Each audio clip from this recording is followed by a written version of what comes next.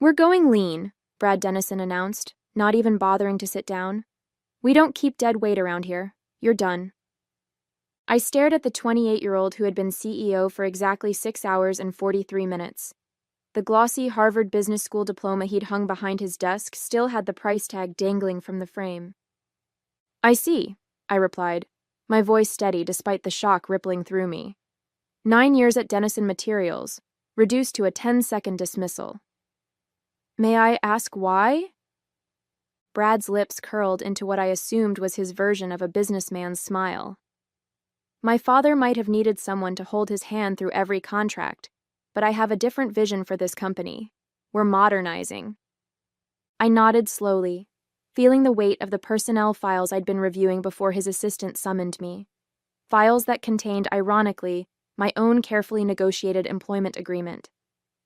I'll need this in writing, of course, I said, rising from the visitor's chair in what had been Charles Dennison's office until his retirement last week. HR will have something for you to sign on the way out, Brad said dismissively, already turning to his computer. Security will escort you to clear your desk. Standard procedure. I gathered my notepad and pen, maintaining the calm demeanor that had served me well through countless negotiations. Of course. Thank you for the opportunity to work here. Confusion flickered across Brad's face at my composure, but he quickly masked it with another practiced smile. Best of luck, Rita. As the security guard watched me pack my personal items into a cardboard box, my phone buzzed with messages from colleagues who had witnessed my exit from the executive floor. I left them unanswered, focusing instead on the task at hand. In the drawer of my desk was a copy of my employment agreement, the one Charles had personally revised 3 years ago when Westlake Supplies had tried to poach me. All set? The guard asked awkwardly. He knew me, of course. Everyone at Dennison knew me as the fixer, the one who solved impossible problems. Almost, I said, sliding the agreement into my bag.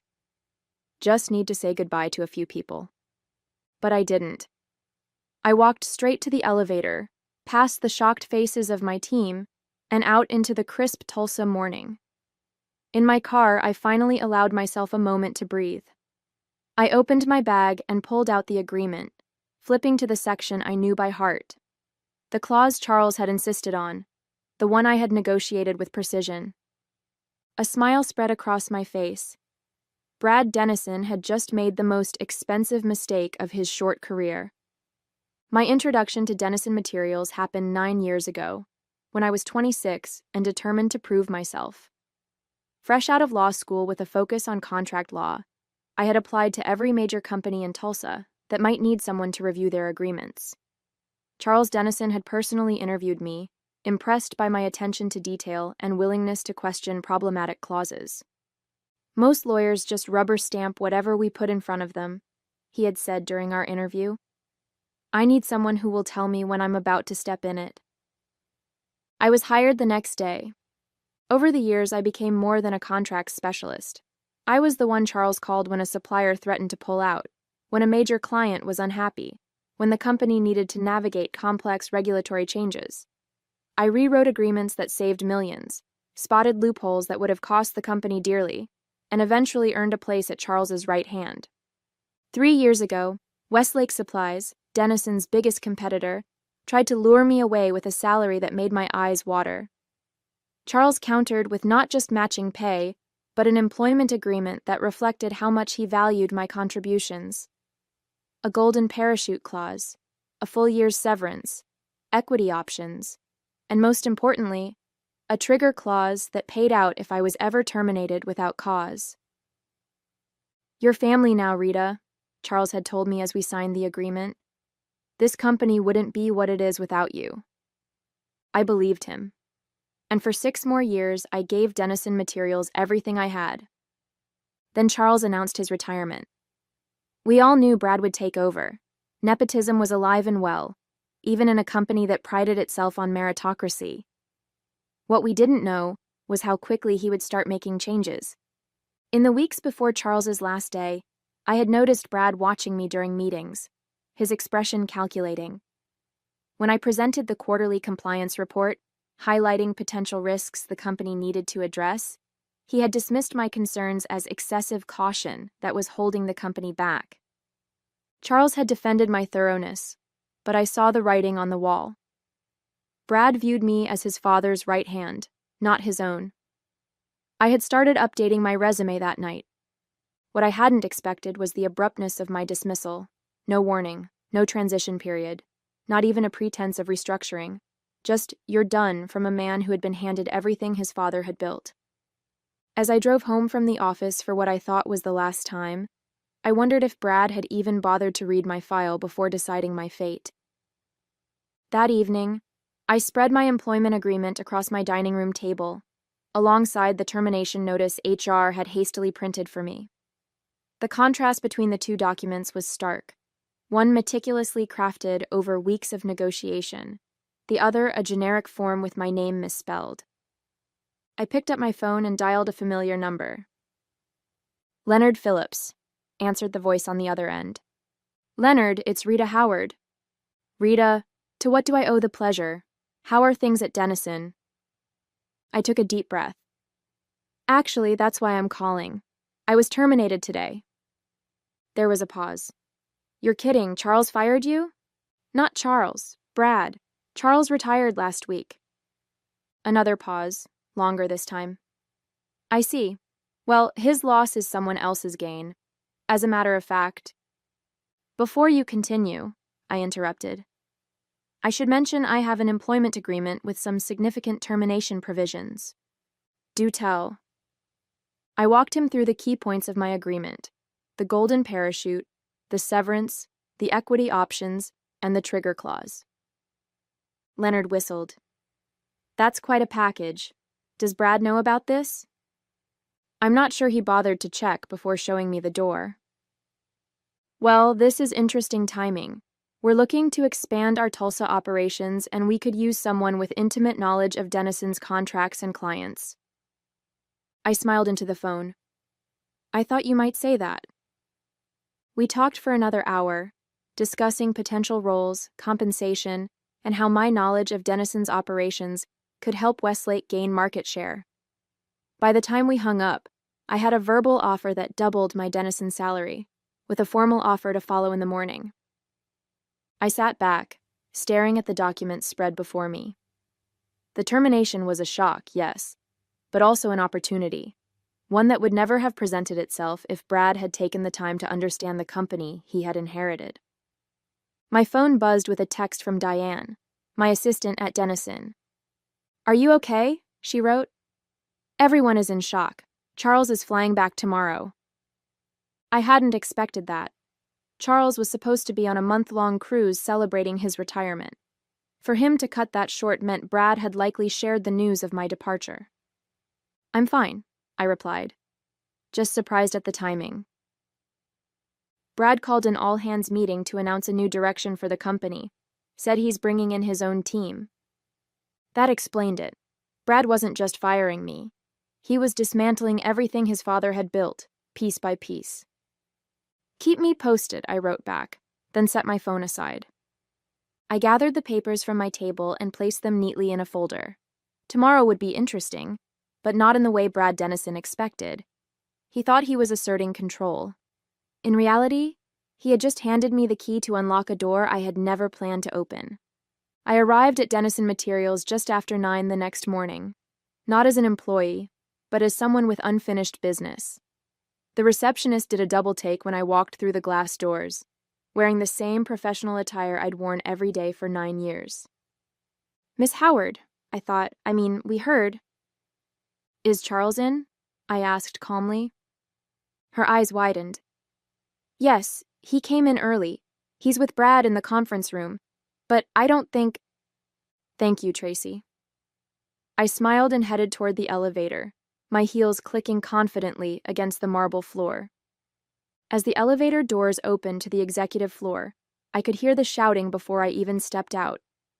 Charles's voice, normally so controlled, echoed down the hallway.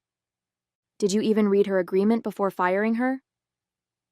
I approached the conference room slowly, noting the small crowd of executives and assistants who had gathered at a safe distance, pretending to be busy while straining to hear the confrontation.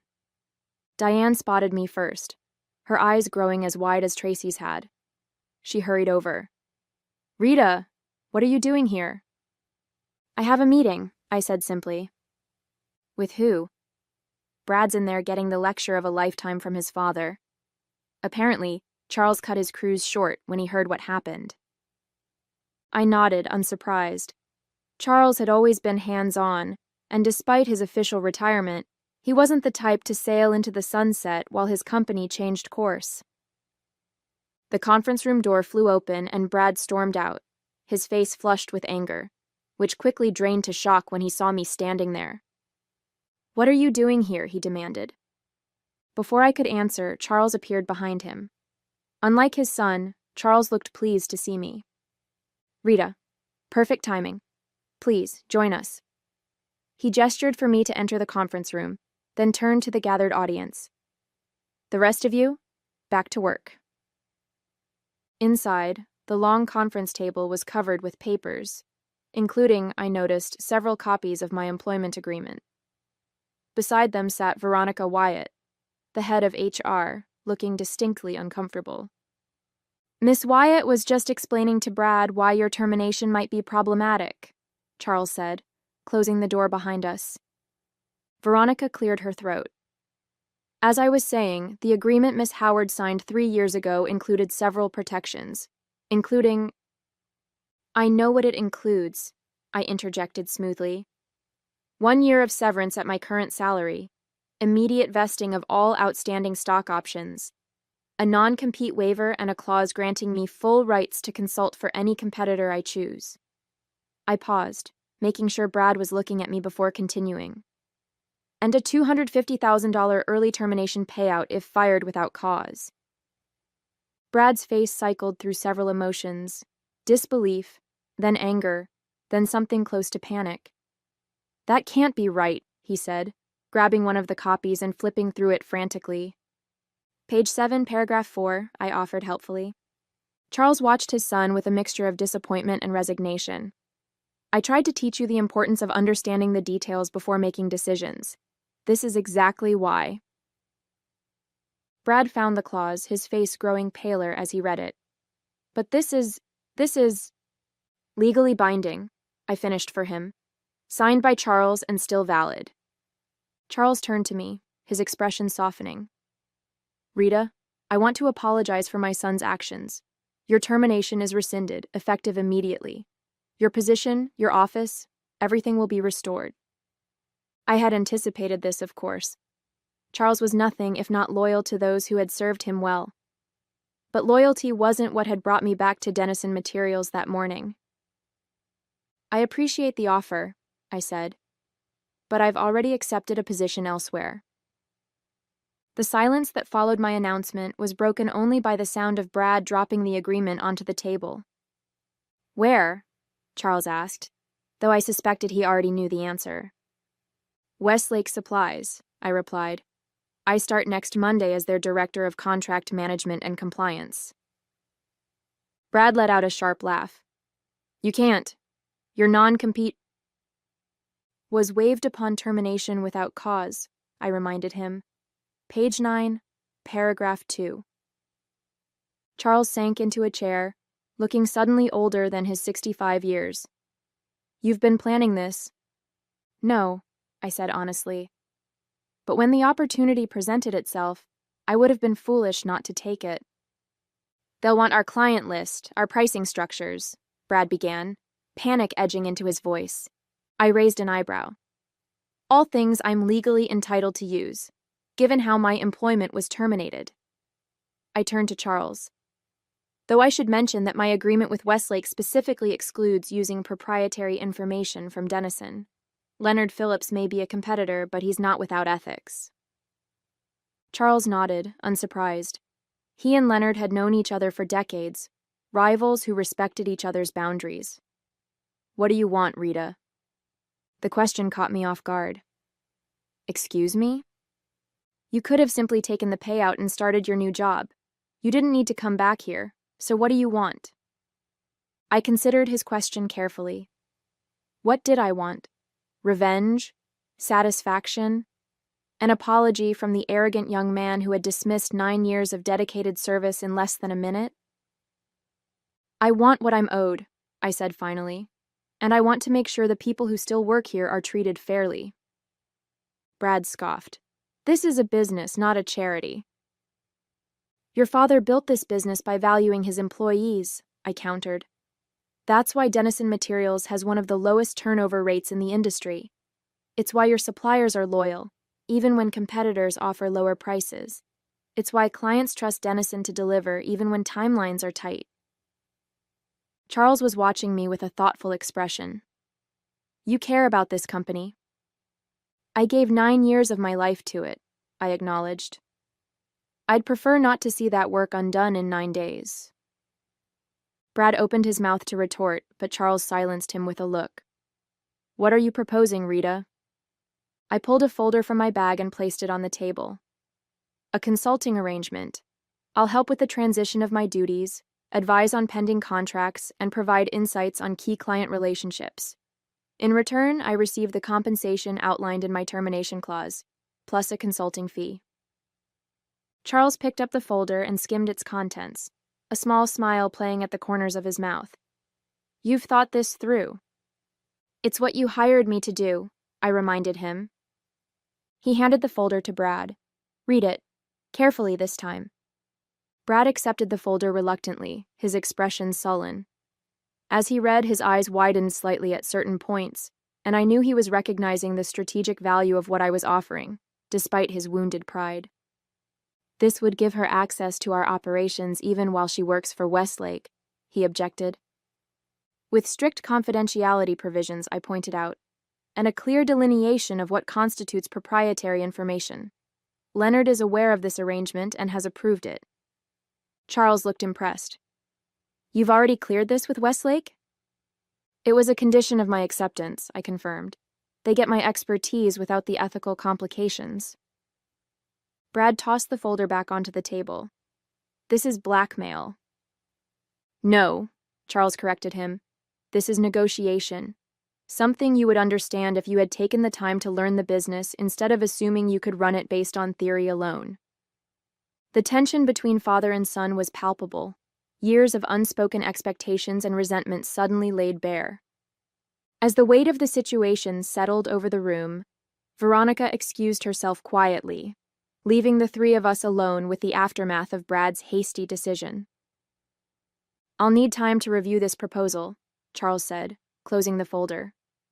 Of course, I replied. But I should mention that my offer to help with the transition expires at the end of the day. After that, the only communication will be through lawyers regarding my termination package. Brad's face reddened. You're giving us an ultimatum? I'm being practical, I corrected him. My new position requires my full attention, and Westlake has already been generous in allowing this arrangement. I won't ask them to wait indefinitely. Charles studied my face, searching for something, resentment perhaps, or vindictiveness. Finding neither, he nodded slowly. You were always fair, Rita, even when you had every reason not to be. He turned to his son. Brad, step outside. I need a moment with Rita. Brad looked as though he wanted to object, but something in his father's expression stopped him. With a final glare in my direction, he left the conference room, slamming the door behind him. He has potential, Charles said once we were alone, but he lacks patience and humility. He sighed, running a hand through his silver hair. I thought giving him the reins would force him to grow up. I see now that was a mistake. It's not my place to comment on your decisions regarding Brad, I said carefully. Charles smiled ruefully. That's diplomatic of you. But we both know this isn't how I wanted things to end between Denison Materials and Rita Howard. I felt a twinge of nostalgia for the years I'd spent at the company, the challenges we'd overcome, the victories we'd celebrated. Business is business, I said, echoing a phrase Charles himself had often used. Indeed. He picked up my consulting proposal again. I'll sign this, and I'll make sure Brad understands the terms and the consequences of violating them. Thank you. But before you go, Charles continued, I want to ask you something, off the record. I nodded, curious. What would it take to bring you back? Not now, but eventually. Once things are settled. The question took me by surprise. Honestly, I don't know. Westlake is offering opportunities I hadn't considered before, and after what happened, trust is difficult to rebuild, Charles acknowledged, but not impossible. I thought about it for a moment. Dennison would need to change. The culture, the leadership approach. Your son would need to demonstrate that he values the people who make this company work, not just the bottom line. That's a tall order. You asked what it would take, I reminded him. Charles laughed, a genuine sound that momentarily erased the tension of the morning. So I did. He extended his hand. No matter what happens next, it's been an honor working with you, Rita. I shook his hand, feeling an unexpected surge of emotion. Likewise, Charles. As I turned to leave, Charles called after me. Rita, one more thing. I paused at the door. Brad will hate this, but I'm going to insist he attend your transition meetings personally. Consider it part of his education. I couldn't help but smile. That seems appropriate. Outside the conference room, Brad was pacing, his face still flushed with anger. He stopped when he saw me. Are you satisfied? He demanded. You've completely undermined my authority on my first day. I regarded him calmly. You did that yourself when you decided to fire someone without understanding the consequences. He stepped closer, lowering his voice. This isn't over. Actually, I replied, matching his tone, it is. Your father is signing my consulting agreement, and you'll be attending all transition meetings personally. Consider it a crash course in contract management. The shock on his face was almost worth the turmoil of the past 24 hours. The following Monday, I walked into Westlake Supply's gleaming headquarters as their new director of contract management and compliance. My office overlooked downtown Tulsa, a far cry from the windowless space I'd occupied at Dennison. Leonard Phillips himself showed me around, introducing me to the team and outlining my responsibilities. I've been trying to get you over here for years, he said as we settled into his office for a coffee. Though I have to admit, the circumstances are surprising. Life is full of unexpected turns, I replied diplomatically. Leonard chuckled. That's one way of putting it. The consulting arrangement with Dennison, that was clever. Gets us your expertise while avoiding messy legal battles. It was the right thing to do, I said. Charles built that company from nothing. I respect that, even if I disagree with how his son is running things. Speaking of which, Leonard leaned forward, his expression turning serious. The first transition meeting is tomorrow. Are you prepared for that? I nodded. I've compiled detailed handover notes for all my active projects. The goal is to ensure a smooth transition, not to create problems. And Brad? How do you think he'll handle it? I considered the question. Poorly at first, but Charles will keep him in line. Leonard seemed satisfied with my answer. Good.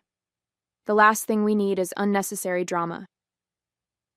As I settled into my new role over the next few days, news of my departure from Dennison and the circumstances surrounding it spread through Tulsa's business community. Former colleagues reached out, some to express shock, others to inquire about opportunities at Westlake. I maintained a professional stance, neither encouraging defections nor closing doors. The first transition meeting at Dennison was exactly as tense as I had anticipated. Brad sat sullen and silent while I walked his team through my handover notes, explaining the nuances of contracts they would now need to manage.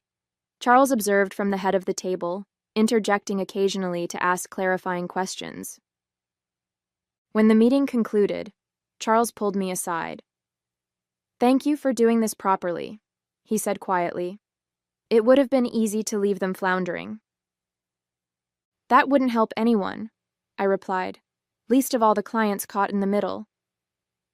Charles nodded, a glimmer of respect in his eyes.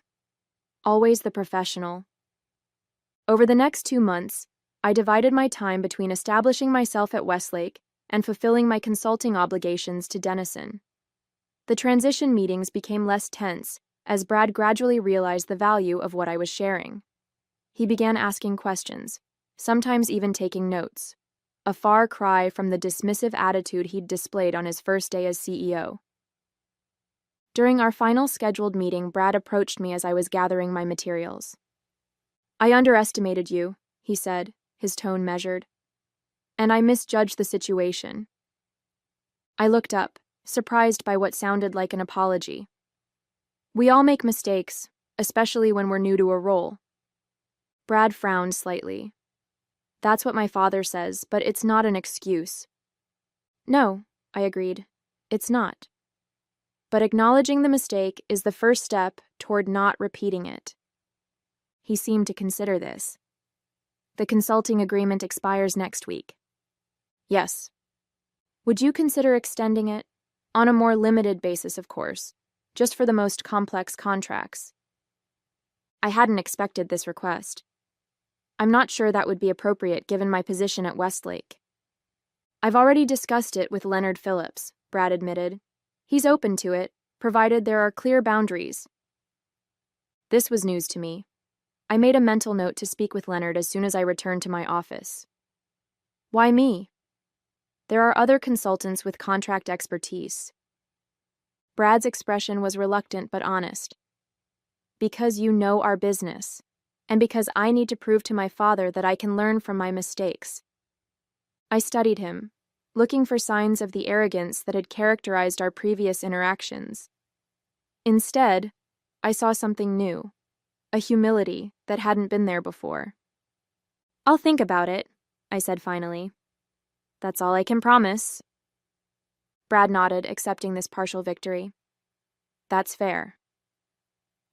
As I left Denison Materials for what might be the last time, I reflected on how differently things had turned out from what I had initially expected.